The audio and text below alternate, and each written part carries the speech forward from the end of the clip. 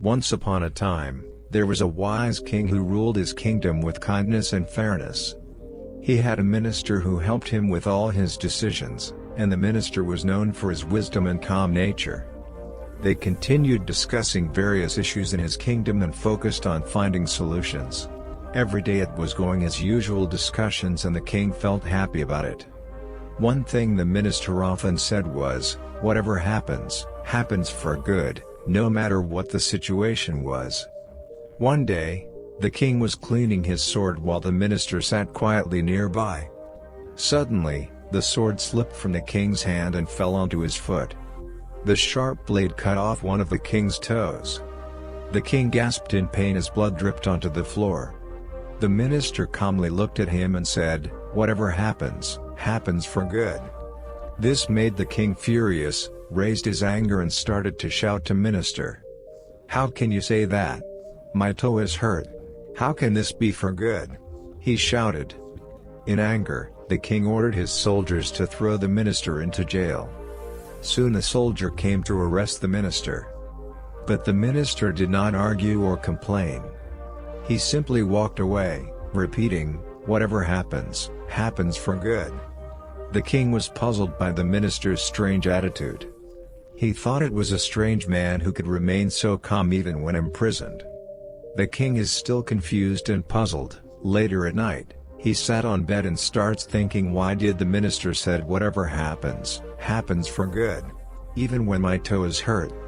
He did not understand what his exact meaning of his words, starts thinking deeply, but he could not sleep properly the whole night. The words gets repeated in his mind, whatever happens, happens for good. The days goes by, 2 months passed since the minister had been locked away. One day, the king called the soldiers, ordered them to make a plan for hunting. The king went out hunting with his soldiers. They rode horses deep into a dense forest. The king suddenly stops, saw a deer and makes a plan to hunt. While chasing a deer, the king rode far ahead and got separated from the others. He pushed harder to capture it, but the deer vanished into the wild. Then he realized he was lost in the thick forest. As he searched desperately for a way out, a band of tribal people suddenly emerged and surrounded him. These tribes were strangers to the king, unknown to his land and people. They did not recognize him or understand his language. The tribe's people captured the king and took him to their village. The king don't know what to do? What they will do to me? The tribe was preparing for a ritual and needed a person for sacrifice. The king was shocked, and pleaded with them to let him go, but the tribe people did not listen and was busy with rituals and ready to sacrifice him.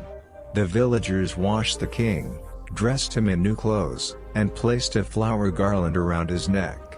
The king's heart pounded with fear. Drums began to beat loudly, and the village filled with excitement. Just as the sacrifice was about to happen, the tribal chief stepped forward.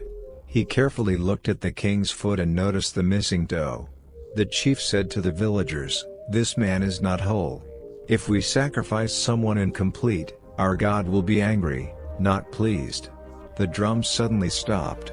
The chief ordered the king to be set free. The king was relieved. As he traveled back home, he thought deeply about what had happened. If I had not lost my toe, those tribals would have sacrificed me. The minister was right, whatever happens, happens for good. When the king returned to the palace, he ordered the guards to bring the minister out of jail. He welcomed the minister back and said, "I now understand your words. Because of my injury, it saved my life.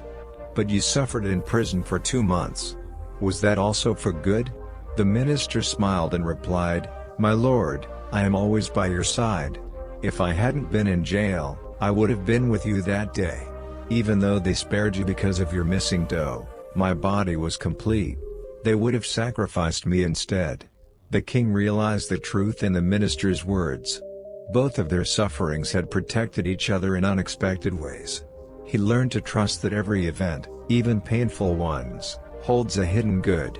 This story reminds us that life sometimes brings trouble or pain. When we look back, we often see that those times led to better days or important lessons. We try to make quick judgments, but our understanding is limited. Life flows according to karma. Good deeds bring happiness, while bad deeds bring challenges. If you feel sadness or difficulty, remember it may be your past karma resolving. The world is not here to harm us. So, remove fear from your mind. Remember always, whatever happens, happens for good. So back to the story. The king and the minister sat. They continued discussing various issues in his kingdom.